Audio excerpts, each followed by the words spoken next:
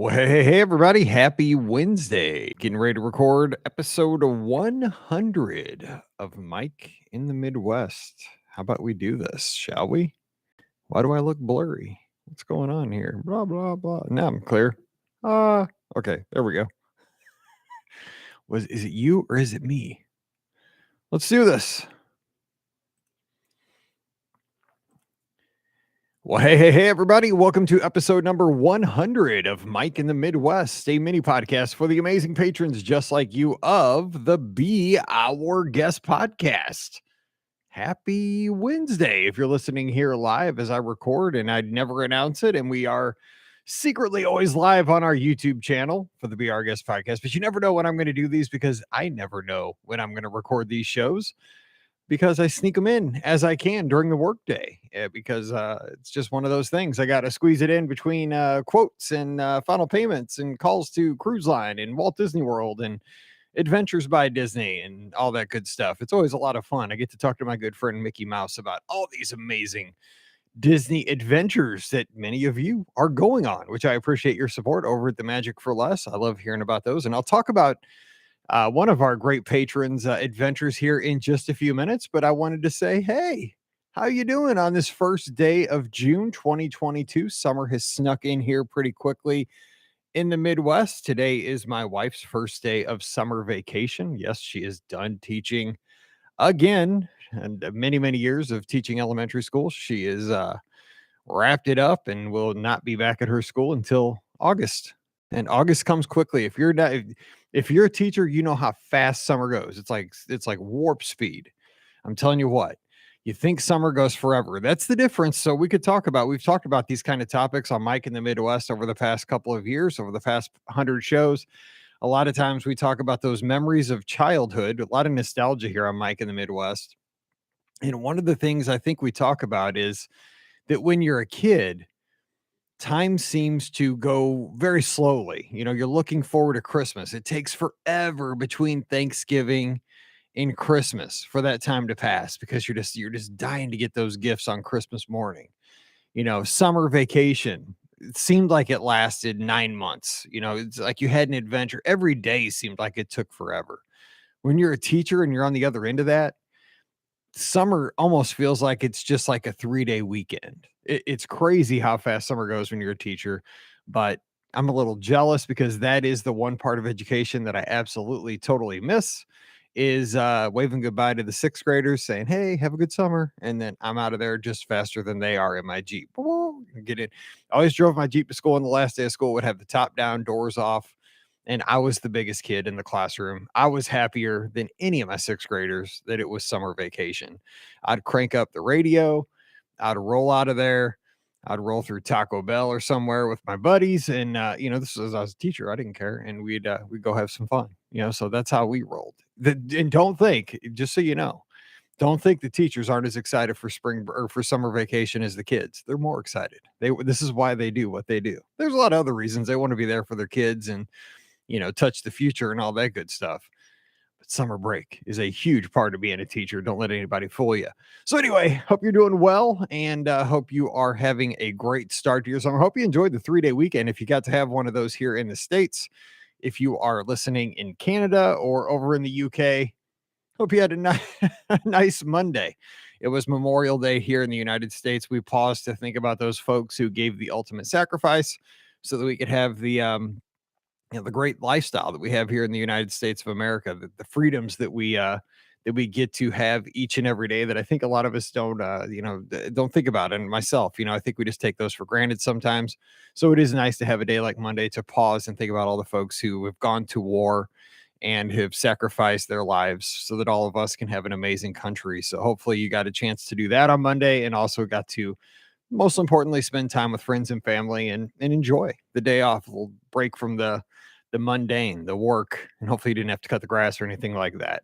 Hopefully you got to have a little hammock time, maybe a little pool time, maybe some time at the river and all that good stuff. So around here, what's going on? So the weather around here is hot, as it should be, because it is now, it's the meteorological start to summer today, June, July, and August. So it's supposed to be hot here in Missouri, and Actually, today is not too bad because it's cloudy. We had some rain last night, so it's about 80 degrees. Cardinals have been in town.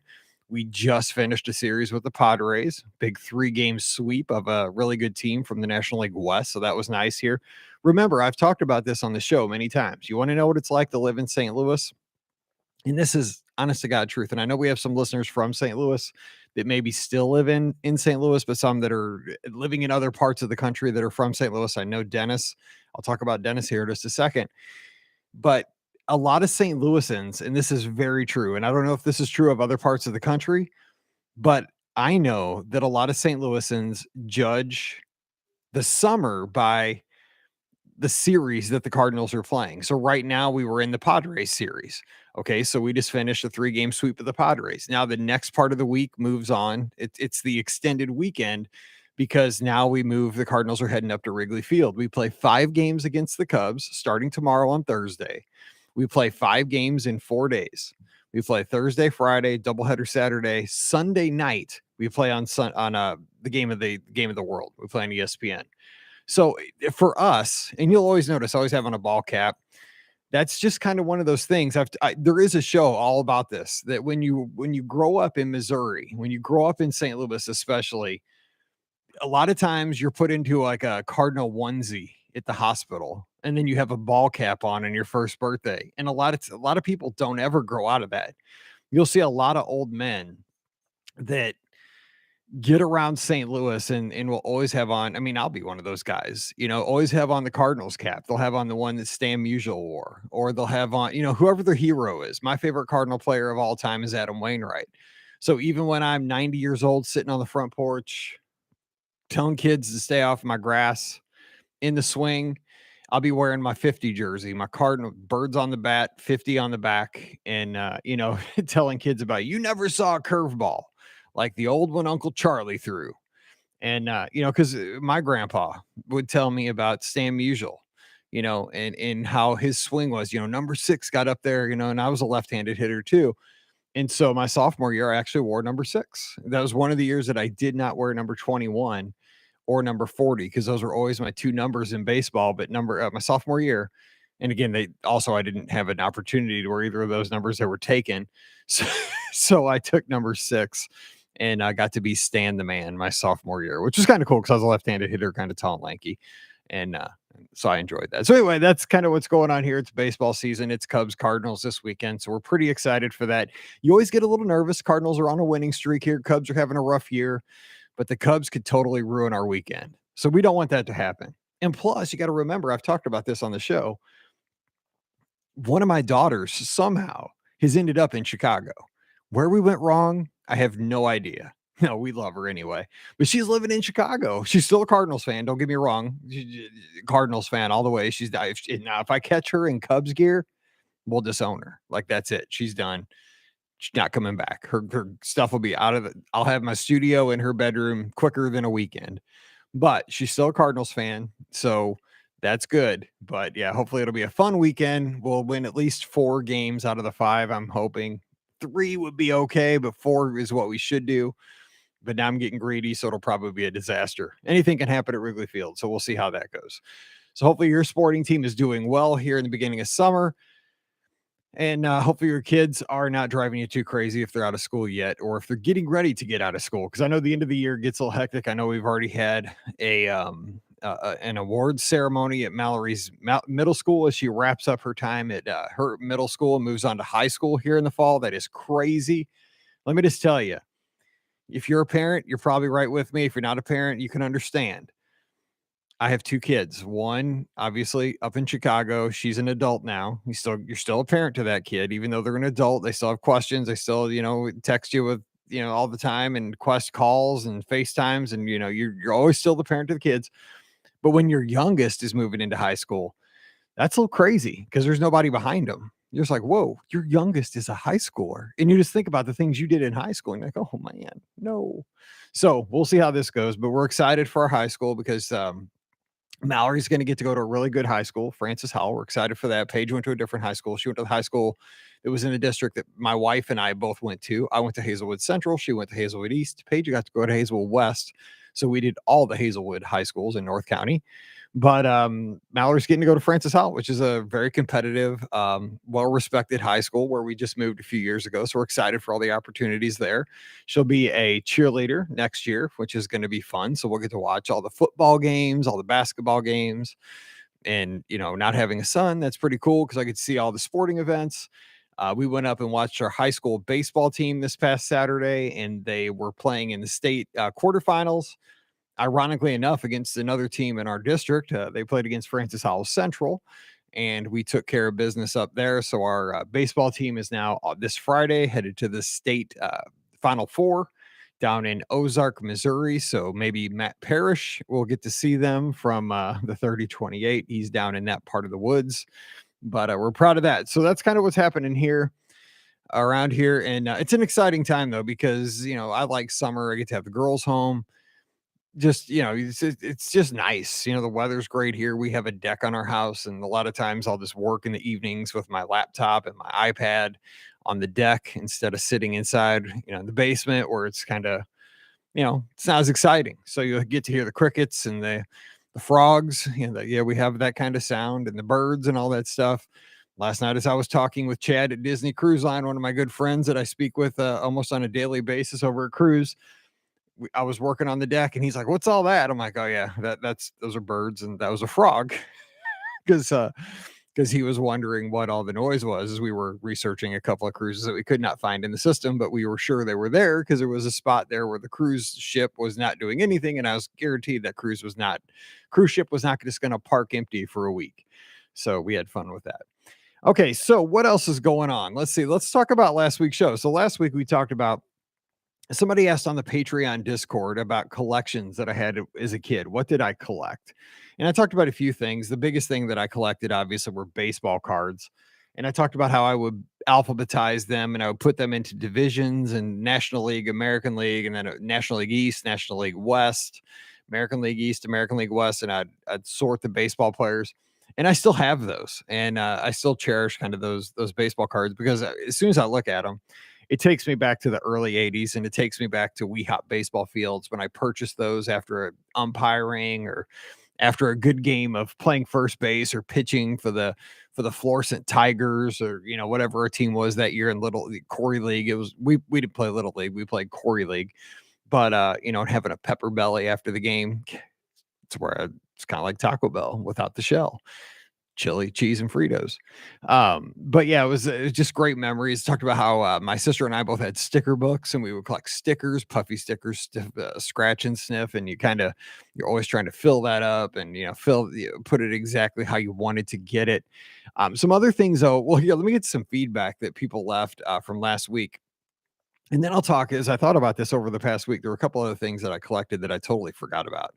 So George, my good buddy formerly from the islands of Hawaii, who I'm loving his pictures from up in Washington State. And I hope you're staying warm, George, because we noticed you had on big coats the other day. My wife and I love your pictures. We talk about them all the time. And we're glad that you're here on the mainland. We got to see you soon. But we miss you guys. But hope you're doing well. And it's stuff you do for your kids, right? But he says, "Hey, Mike, I always smile when you have a Hawaii reference on your show." He says, "POG is an acronym for Passion Orange Guava. It's a popular drink in Hawaii that was distributed by a local dairy in Hawaii, which explains why POGs are just old milk bottle caps. I don't remember if the POG craze started in Hawaii or not, but remember it died as quickly as it started." And so last week on the show, I was talking about some of the things that, and I never collected POGs, but again, I told that story about how I remember how they came in so hot. We had that POG collectors tournament at the skating rink that I ran, but then it seemed like weeks later they were just gone. Like they were just super hot. I mean, just flaming hot. Everybody had to have POGs. We sold them at the skating rink, and then nobody bought them. Like we just had tons of them, and nobody would buy them. Like they were the quickest fad. I remember coming in and coming out. It was crazy. George continues. For myself, I too collected baseball cards when I was in middle and early high school. In my adult years, I somehow got into collecting Disney movies and music CDs. Collecting movies got expensive because of the change from VHS to DVD to Blu ray and eventually digital. I gave up on that now that there's Disney Plus. I will also admit to being sucked into the Vital Nation craze. Thanks for all you do. Aloha from Seattle. Thanks, George. I appreciate you very much. And yeah, so I don't know if I've talked. Maybe I'll do a show on this here soon. But my dad, when I was in high school, owned well, he doesn't do it anymore, but he owned a mobile DJ company. So I was very, very lucky in high school years and middle school years.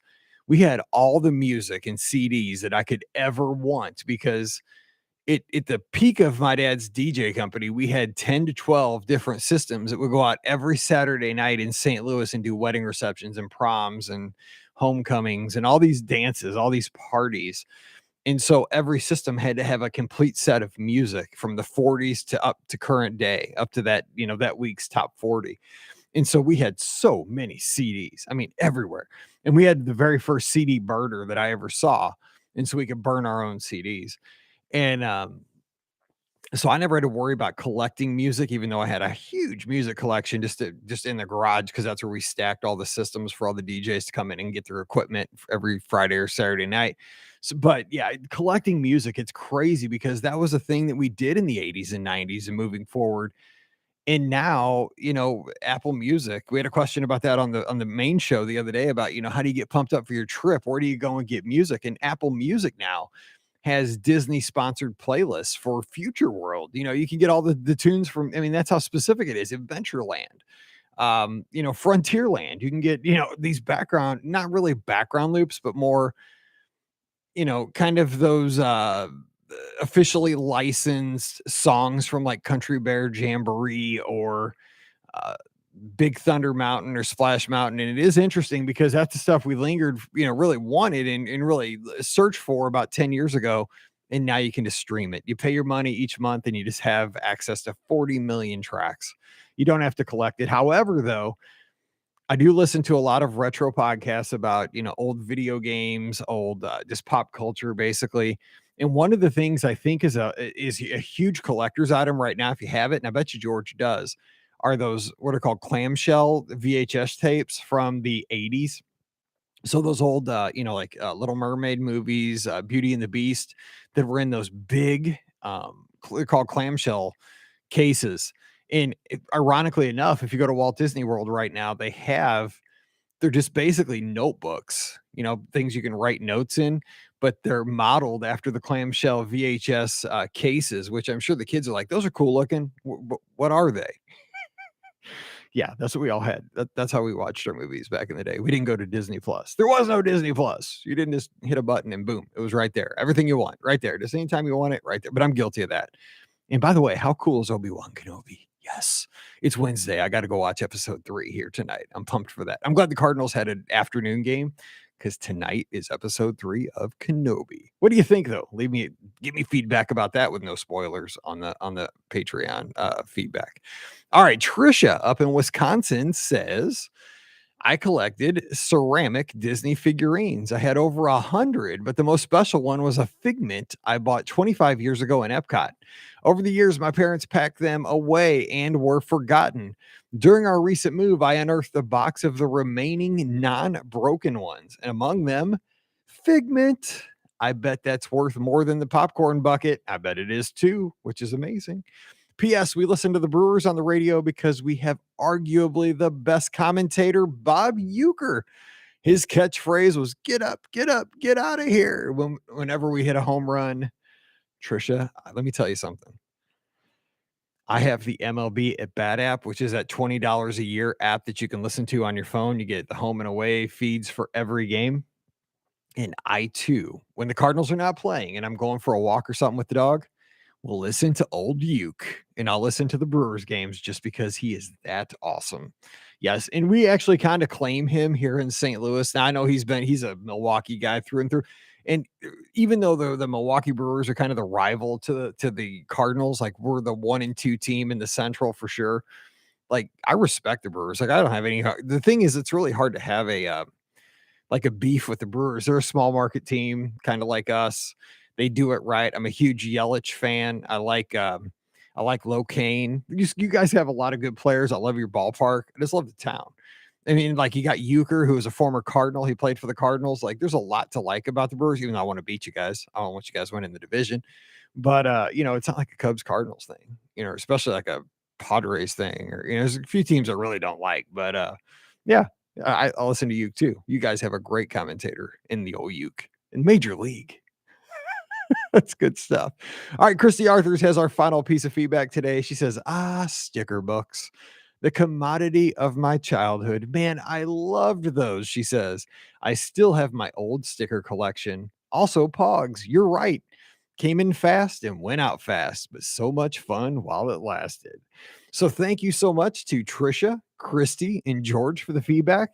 And I would love to have your feedback for next week's podcast. We've been doing this 100 episodes and it's been fun. But the most fun part for me is your feedback each and every week. So if you have feedback on this episode or any episode, please do drop by. Just go to patreon.com/BeOurGuest Podcast, leave a comment there, and we'll share it on next week's show. All right, let's get to today's topic again for a few minutes here. Let's talk about something I was thinking about this week. And with summer starting, with today being the first day of June, kids are getting out of school. I was thinking about those things that really bring about summer to me as I was a kid. And one of the things that we did here, and I can't believe I haven't done a show on this in 100 episodes. And to me, it was just Six Flags over mid-America.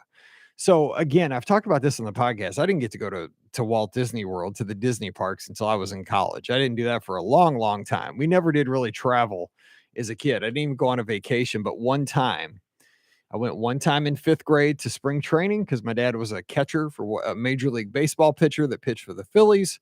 He flew our family down to spring training in Clearwater, Florida, right as spring training was wrapping up. We drove his conversion van and his 2 dogs, his 2 poodles. One of them was named Bunko. I can't remember what the other one was named. There was a black one and a white one. One of them was named Bunko, and the other one I can't remember. We had to drive them from Clearwater, Florida, up to Philadelphia because that's where they were starting the season because he pitched for the Phillies. And he paid for our family's vacation to, hang out in Clearwater for a week and see baseball down in spring training. And we got to see opening day up at the vet. It was awesome. And got to stop at Arlington National Cemetery on the way up, on the way to Philadelphia. It was an amazing trip. And we did stop at the Magic Kingdom for a half a day on that trip. It was 5th grade. That was really the only vacation we ever really went on.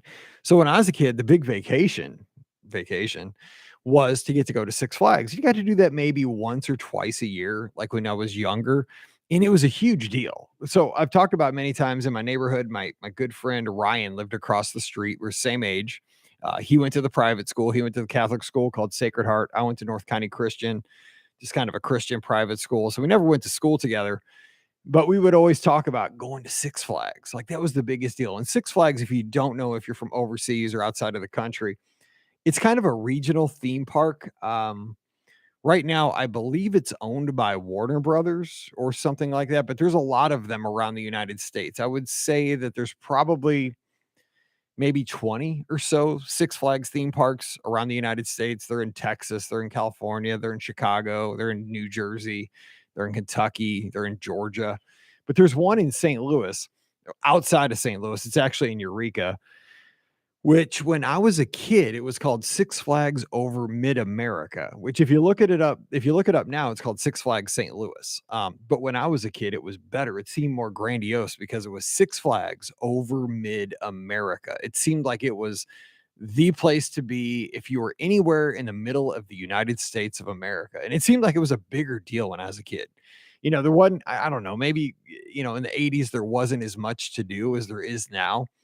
But when we went to Six Flags, again, like I said, it was a big deal. And you would get excited for this because when you went to the grocery store, that's where you would start seeing advertisements for Six Flags. They sold tickets at our Schnucks, which is our main grocery store here in St. Louis. So, the place where you could cash checks, the little customer service booth, they would also, sell Six Flags tickets at a slight discount. So as you walked into the grocery store, you would see signs for the new attraction. It seemed like when I was a kid that they made a point that every year there was a new attraction at Six Flags. And so one year I remember the new thing was Thunder River. And I mean, just think of that name when you're like a 7-year-old boy, like Thunder River. I mean, it just sounds like, gotta ride that. And it was basically, if you want an equivalent attraction as a Disney fan, it's Cali River Rapids. but not quite as much theming as Cali River Rapids. It's a big raft. You get, you hit the rapids, everybody gets soaked. You're in a circle raft. But I mean, that was a big deal to get Thunder River. And like people would wait in line for this thing for hours when we were kids. And I'm talking hours. Like the queue, we just call them lines. It was totally outside in the sun, and you would just, I mean, you just sucked it up. I mean, you didn't know any better. This is just what you did. Um, so anyway, that was like one of the new attractions. Jet Scream was one of the things, and it was the first roller coaster that we had that went upside down. And I remember like, ooh, the Jet Scream. I mean, think about that name, the Jet Scream, not the Jet Stream, the Jet Scream. And all he did basically was come out of the station, go down a hill. You did a loop, stopped, you went up backwards through the loop, you came back in the station. That was it. Didn't go for like 5 minutes, didn't go, probably went for 90 seconds, if that. And that was it. People would line up forever to go there. But as I look back over the times that we went to Six Flags, I just want to get, because I know we don't, this is a mini podcast, it's not a super long one, but some of the things that stick out to me that I remember, and I'm going to do more than one show on this over the summer because I just want to hit some of the things that stood out to me over my times going from when I was a little kid, and I went when I was little, to the times that I was in my teens.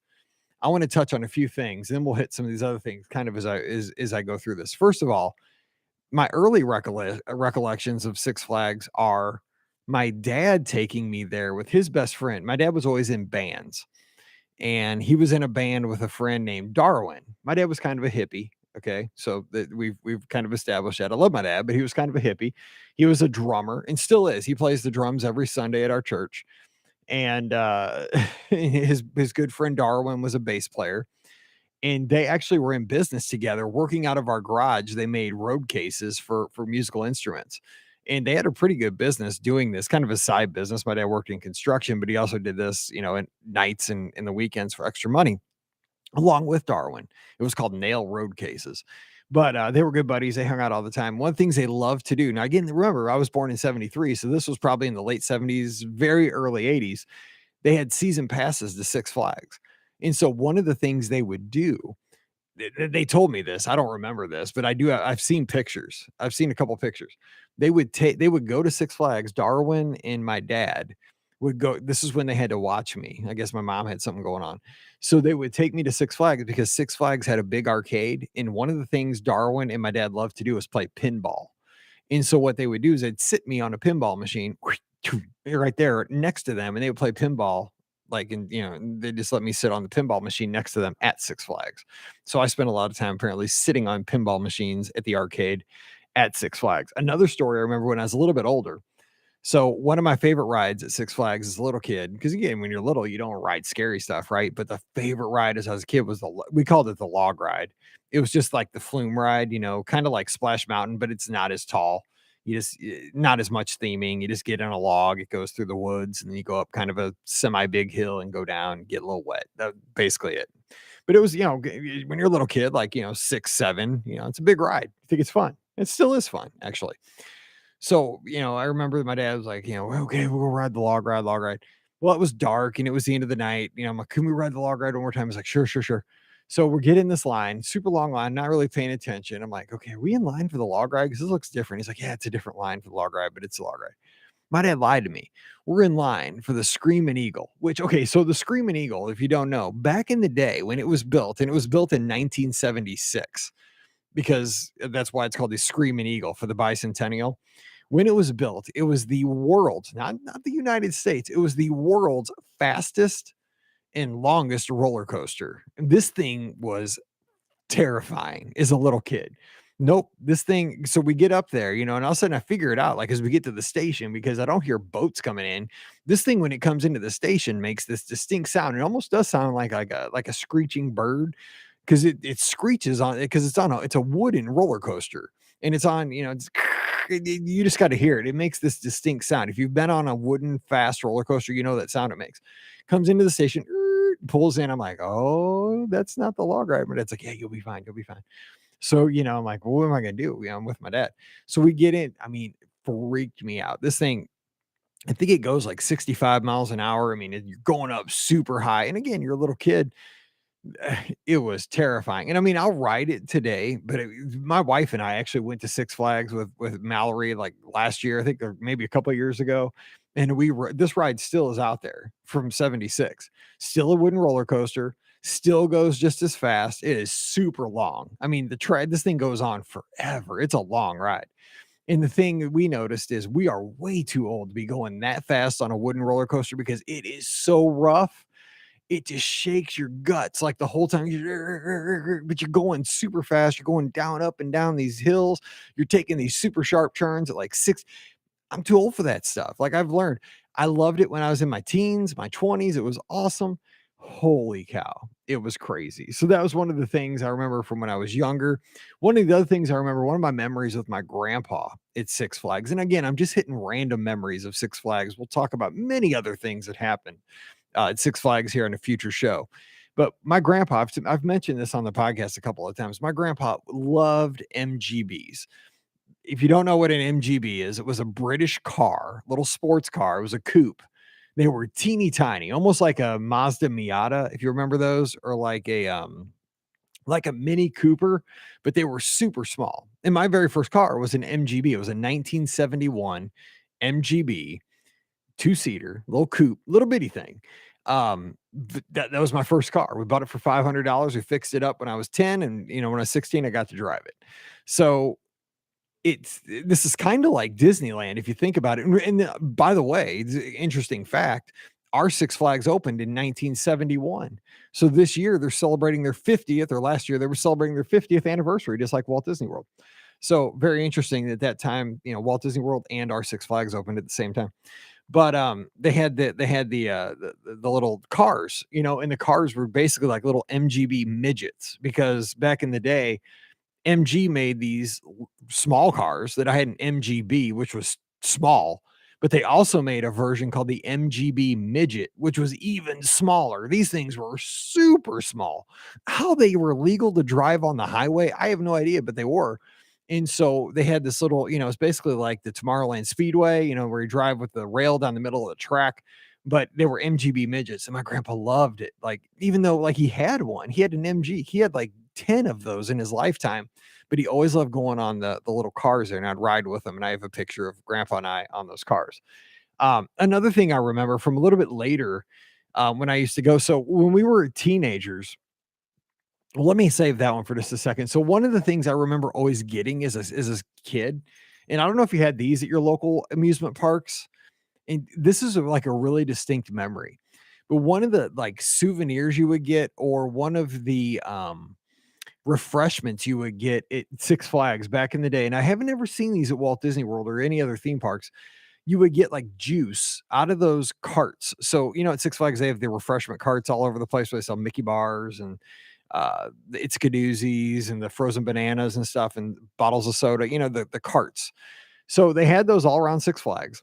But one of the things they would sell were these juice bottles, but they were shaped like the actual thing that was inside them. So, for example, you get like grape juice, but the grape juice was like in a purple plastic and it looked like a thing of grapes. Or if you got orange juice, it was like in an orange. It looked like a plastic orange. Or you could get like some kind of lemon flavored drink that was like a yellow lemon, and it would have a cap and a straw on it.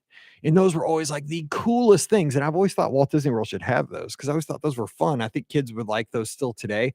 But I'm curious, did you have those at your local amusement park? Because I wish I could find those. That was kind of fun. You would get like your drink, but it would look like plastic grapes, and that'd be your grape juice. That was kind of fun. Also, we had those paper, they were like flowers made out of tissue paper. That was like a big gift, or maybe you won them playing a game or something, but those were huge at our Six Flags. Like, people would get those, and it seemed like they're very delicate, kind of a bad thing to have at a theme park. But that's one of the things we had back there too. So one last memory. Now, again, so many things I could talk about at Six Flags, and I will do another show on this, but I want to talk about this. So as we got into our high school years, one of the things about Six Flags is you could get a season pass to Six Flags for about $50 a year. And as a high school kid who was always broke, but we always had jobs. I worked at the skating rink, or did other stuff. Is that, you could afford $50 a year to go to Six Flags the entire summer, right? Because where I lived, Six Flags was about a 45-minute drive from my house. So not close, but also not too far. And back then, gas was cheap. It was like super cheap. So one of the things, all my friends, we'd always get Six Flags season passes. We'd buy the parking ticket so we didn't have to pay for parking. So basically, when we were broke, we could just go to Six Flags for the night, and that was it. And there was a Taco Bell right there outside of the gates. There was a Burger King. There was a McDonald's. So you could go through Taco Bell, eat for like $4, and go to Six Flags for the night. And that was a fun night.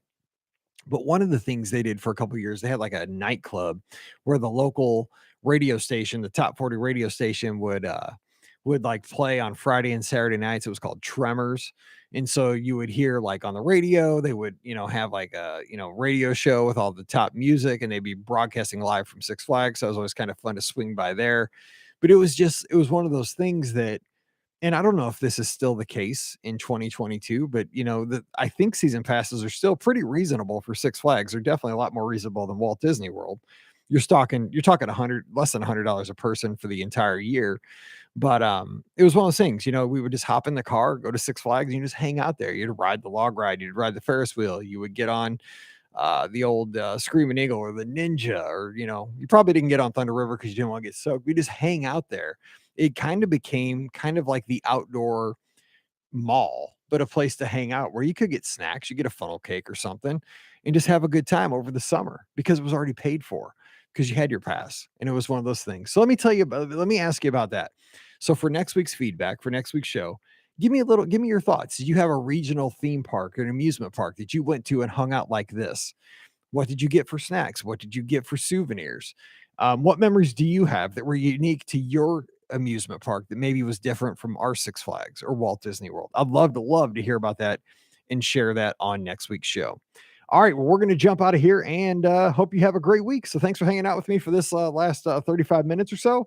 And we'll be back again next week. So until we get back together again, stay safe, stay healthy, and we'll see you real soon.